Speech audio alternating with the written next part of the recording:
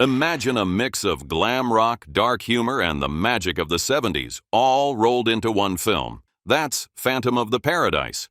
From last-minute legal battles with Led Zeppelin to a single Canadian city playing it for years like it was sacred, here are 20 weird, shocking, and fascinating facts you might have missed. Number 1. Paul Williams wanted to be the Phantom. No, not out, just a backup singer. Now, my cantata needs something really heavy. Half asleep, I hear a voice. Paul Williams wasn't supposed to be Swan. When the project started, he actually wanted the role of Winslow, the tragic phantom behind the mask. But Brian De Palma had other plans. At the last minute, he pushed Williams into playing Swan, the slick, power-hungry record producer. That one change completely reshaped the film. Instead of just being the songwriter behind the scenes, Williams embodied a villain who felt uncomfortably real, a mirror of the very industry he knew so well. On set, it created chaos. Williams was juggling the music, the performance, and the character, and the pressure cracked through. But that chaos gave Phantom of the Paradise the dangerous, unpolished edge that made it unforgettable. Number 2. Death Records was Plan B. Originally, the movie's evil record label wasn't called Death Records at all. It was Swan's Song, a perfect tie-in to Swan's empire. But there was one huge problem. Led Zeppelin had just launched their own record company with the exact same name. Lawyers swooped in, and the film was suddenly in danger of being shut down. De Palma and his team had no choice but to tear out every single mention of Swan Song and replace it with Death Records. Logos were reshot, dialogue was overdubbed, even set pieces were altered. What was meant to be smooth and glamorous suddenly turned sharp and sinister. In the end, the lawsuit forced a change that gave Phantom of the Paradise an even darker rhythm. But it nearly killed the film before it began. Number 3. Beef nearly got the film scrapped. Gentlemen, I give you the future. Beef. When Garrett Graham showed up as Beef, nobody was ready. His over-the-top camp, the strut, the screeching vocals, it was pure chaos on stage.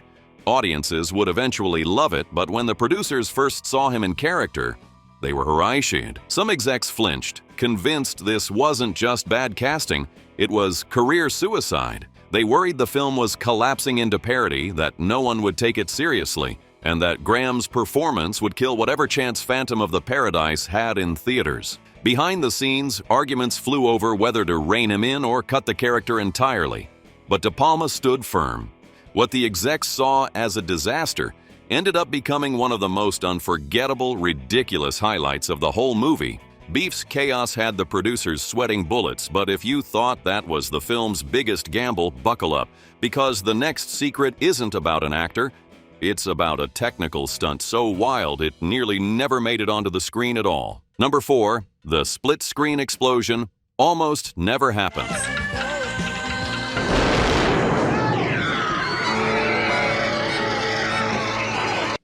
Brian De Palma loved experiments, but the split-screen bomb sequence nearly cost him the studio's trust. Producers thought it was absurd, 2 images running side by side, cutting the screen in half, daring the audience to track both stories at once. Too ridiculous, they said. People will be confused. But De Palma ignored them, and the result erupted into one of the most epic moments in the film. The tension bounced off itself, the bomb ticking away on one side, the music building on the other, until both collided in chaos. That little gamble didn't just work, it became a De Palma signature. He'd later recycled the same technique in Carrie during the prom massacre, proving that sometimes the most outrageous choices hit the hardest. Number 5. Jessica Harper sang her way in. Working so hard to be somebody special, not working just to survive. Jessica Harper wasn't a seasoned actress when she auditioned for Phantom of the Paradise. In fact, she had almost no film experience at all. But when it came time to prove herself, she made a bold choice. She insisted on singing live. No backing track. No tricks. In a movie packed with unpredictability, her soft, trembling performance cut through with sharp contrast, and De Palma was instantly convinced. That single audition rescued her from obscurity and landed her the role of Phoenix, the heart of the film. On screen, her sincerity balanced the insanity swirling around her, anchoring the story in something real. Number 6. Swan's death was too much for censors.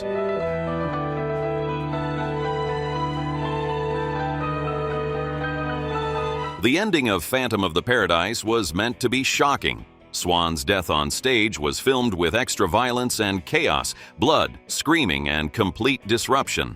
But when the studio showed it to the censors, they said, absolutely not. The scene was called too extreme for theaters, so editors had no choice but to cut it down.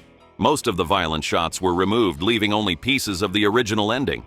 What we see today still feels wild. Swan dying under the lights while the audience cheers like it's part of the show, but it's actually a softer version. The original death was darker, bloodier, and much more disturbing. Ironically, the cuts made the scene even stranger, turning it into one of the film's most unforgettable moments. The next death scene didn't just scare on screen, it terrified audiences for real. Number 7. Beef's death scene terrified the audience for real.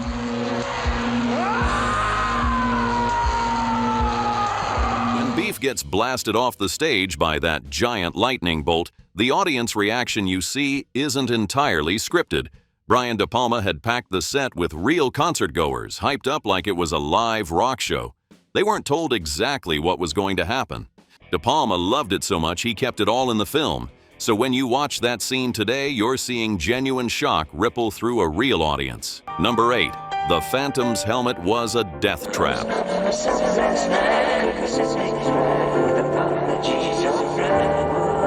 The Phantom's shiny bird-like helmet looks sleek and futuristic on screen, but for actor William Finley, it was torture. The helmet was heavy, clunky, and had almost no ventilation. Every time the cameras rolled, he had to hold his breath and fight through the heat. Between takes, he would rip it off just to avoid passing out. Crew members even kept fans nearby to help cool him down. Finley later joked that it felt less like a costume and more like a medieval torture device. Ironically, the helmet made the Phantom look even creepier because his labored breathing and stiff movements weren't all acting. They were real signs of discomfort. So when you watch him looming in shadows, gasping for air, it was Finley fighting the helmet itself. Number 9. Swan was inspired by a real monster. Foolish thing to do. Didn't you read your contract closely? See what it says, terms of agreement? Can you read what it says?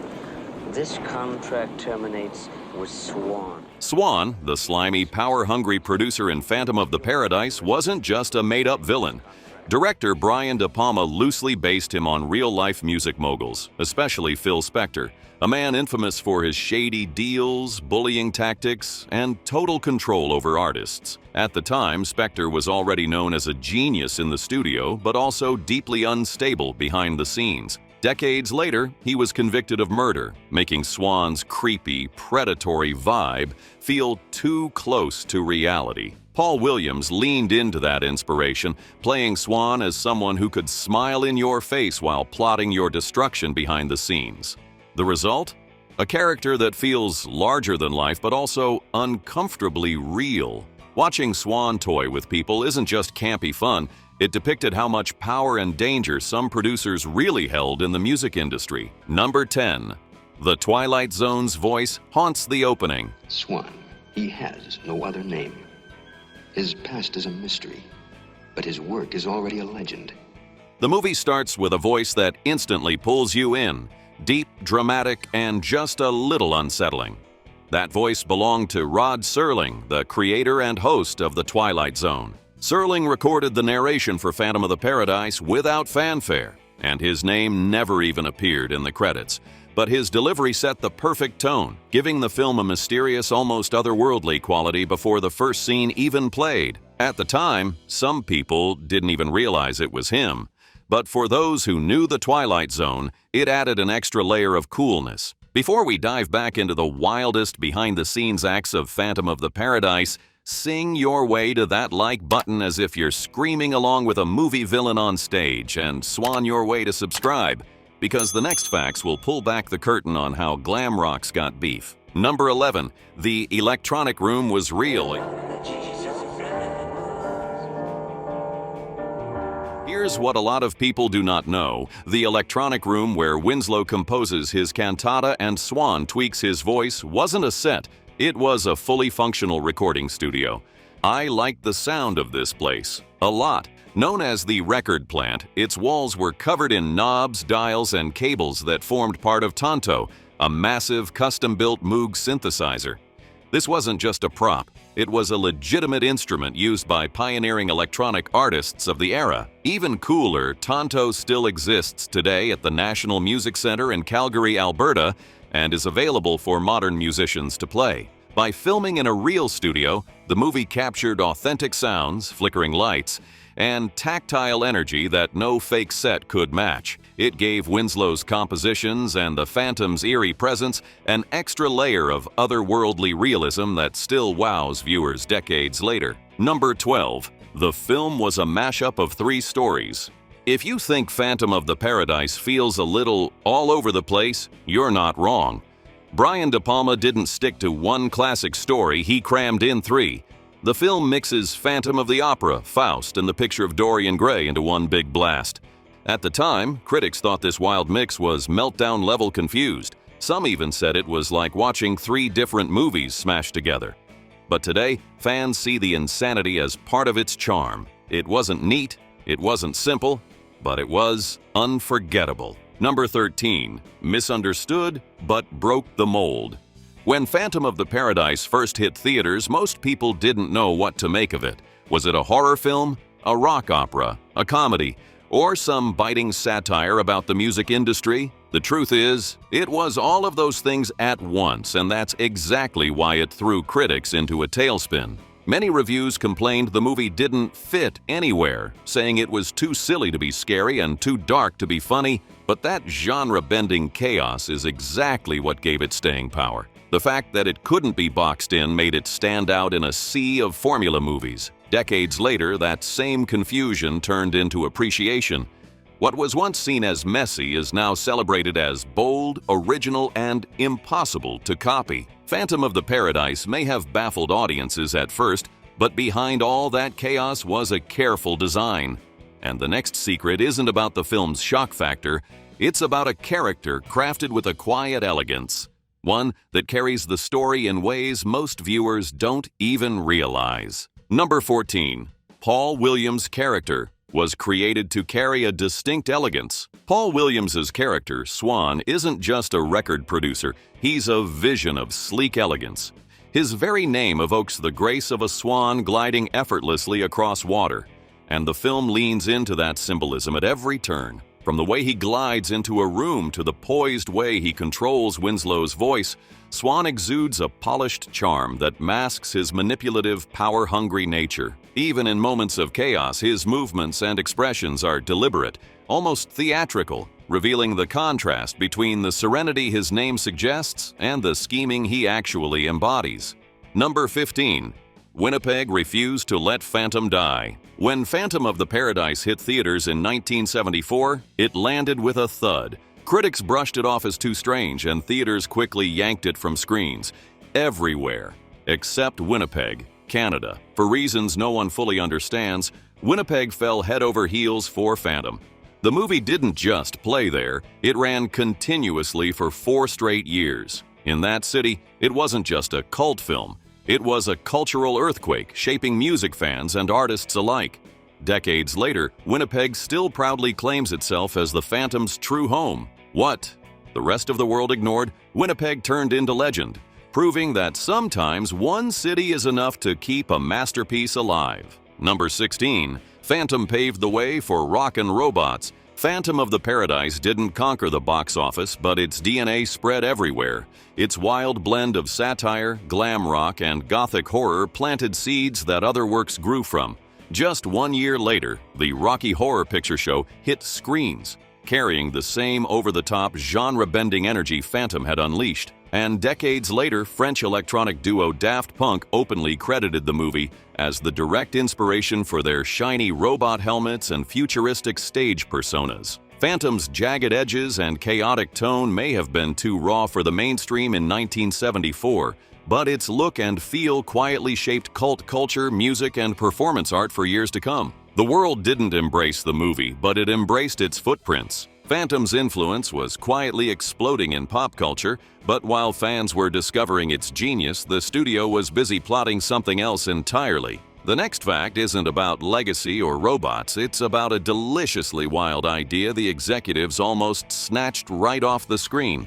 Number 17.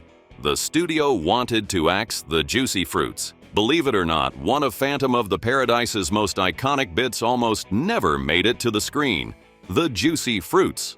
The over-the-top satirical band within the film perform ridiculous, campy numbers that look more like parody than rock opera. Producers saw those scenes and panicked. They thought audiences would laugh for the wrong reasons, that the performances were just too silly, too ridiculous. They wanted to cut them entirely. But Brian De Palma dug in his heels. He knew the juicy fruits were the beating, satirical heart of the film, a jab at the manufactured music industry. And he was right. Far from being a mistake. Those wild performances became cult favorites, quoted, replayed, and loved by fans who got it. Sometimes the ridiculous thing is exactly what makes something unforgettable. Number 18. Beef was too flamboyant for his own good. When Phantom of the Paradise hit theaters in 1974, one character stole the spotlight for all the wrong reasons. Beef, played by Garrett Graham, was over-the-top, flamboyant, and unmistakably queer-coded, a screaming parody of glam rock excess. At the time, audiences didn't know how to process him. Some thought it was hilarious, others were shocked, and plenty of critics wrote it off as just plain offensive. In today's climate, the portrayal would be called politically charged, maybe even outright inappropriate. But back then, Beef's wild energy was both a risk and a statement, mocking rock star bravado while leaning into camp so hard it broke the floorboards. Ironically, the very thing that made Beef too much in 1974 is exactly what gives the film its cult energy now. He's chaotic, he's absurd, and he's unforgettable, whether you love him or cringe. Number 19. Chaos Forced. Endless reshoots. Behind the camera, Phantom of the Paradise was just as messy as the world it portrayed on screen. Brian De Palma's ambitious vision collided with constant setbacks. Props broke, timing fell apart, and wild set pieces didn't go as planned.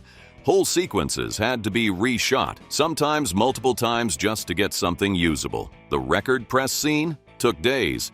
Beef's concert meltdown practically rebuilt on the fly. Cast and crew joked that the production felt cursed, like the movie was trying to sabotage itself from the inside. Yet, out of that storm of retakes and blown schedules, De Palma carved something unforgettable.